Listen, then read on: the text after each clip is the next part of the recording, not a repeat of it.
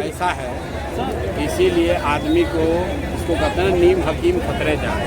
दिलीप जायसवाल को अपने जीवन में सोशल मीडिया का कुछ आइडिया है नहीं। इनके पिताजी को सोशल मीडिया हम लोगों ने सिखाया है।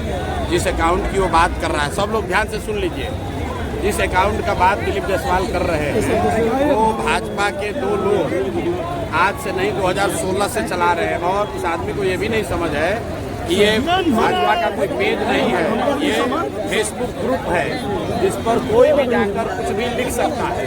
2016 से ये 2 लड़के भाजपा के ये ग्रुप चला रहे हैं। उस पर आरजेडी के लोग भी पोस्ट करते हैं, उस पर जनसुराज के भी लोग पोस्ट कर रहे हैं, भाजपा के लोग भी पोस्ट कर रहे हैं। उनको जो केस किए हैं उनको कहिए कि तुम्हारा तो सरकार है ना, तुम जाओ और डीजीपी के साथ जाओ। उसमें अगर एक गलत निकल जाएगा तो प्रशांत किशोर राजनीति से संन्यास ले लेगा। लेकिन अगर नहीं निकला तो इसको हाथ जोड़कर दिलीप जायसवाल को पूरे बिहार के युवाओं से माफी मांगना चाहिए। इस आदमी को कोई समझ नहीं है। इस आदमी को एक ही चीज़ का समझ है कि कॉलेज कैसे कब्जा किया जाता है। दिलीप जायसवाल का हिस्ट्री आपको बता देते हैं। दिलीप जायसवाल का हिस्ट्री जरा सुन लीजिए। सीमांचल में माइनॉरिटी के मेडिकल कॉलेज में ये व्यक्ति कैसे उस कॉलेज को इन्होंने गलत तरीके से कब्जा किया हुआ है, उसकी जांच होनी चाहिए। और बेचारे जो सरदार जी उसके मालिक थे जिन्होंने उस कॉलेज की स्थापना की, उनकी हत्या हुई, कैसे हत्या हुई इसकी जांच होनी चाहिए। ये हमको डराने की कोशिश कर रहे हैं। भाई तुम दिल्ली, यहाँ पटना से लेकर दिल्ली तक जितना साइबर एक्सपर्ट है उसको ले आओ और ला कर दिखाओ। अगर प्रशांत किशोर ने, जनसुराज ने गलती की हुई है तो हम लोग मान लेंगे।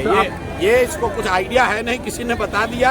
कह रहे भैया ये भाजपा के ग्रुप में जनसुराज का मैसेज है। तुम भाजपा के ग्रुप में जनसुराज का आदमी नहीं लिखेगा। आप किसी के भी पेज पर जाकर कुछ भी कमेंट कर सकते हैं, उसमें क्या है? आपको लगता है सर चुनाव से पहले आपको बदनाम करने की? अरे भैया बदनाम क्या होगा इसमें? बदनाम हमको क्या करेगा भाई? सब लोग समझ रहा है सरकार किसकी है, भाजपा की है। तो अगर कोई फेसबुक पेज गलत चल रहा है तो तुम पकड़ लो। दिल्ली में सरकार तुम्हारी है, पटना में सुनिए ना। अरे भाई सरकार किसका है? बिहार और दिल्ली में सरकार किसका है? फेसबुक पेज पर अगर कुछ गलती है तो तुम पकड़ो, अगर है हिम्मत तो। पत्रकार वार्ता काहे कर रहे हो?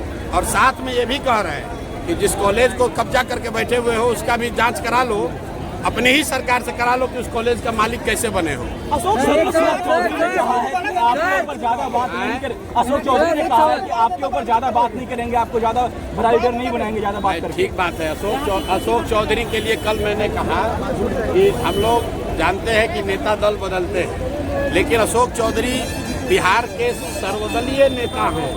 इनके बाबूजी कांग्रेस में, ये खुद जदयू में, बेटी लोजपा में और दामाद आरएसएस भाजपा में। तो भाई एक ही चीज बचा हुआ है, आरजेडी। अब घर में एक और कोई भांजा भगीना होगा, उसको भतीजा को उसको आरजेडी में भी डाल दे। तो ये बिहार की जनता देख रही है कि ये एकमात्र परिवार है जो कि पांचों दल में है।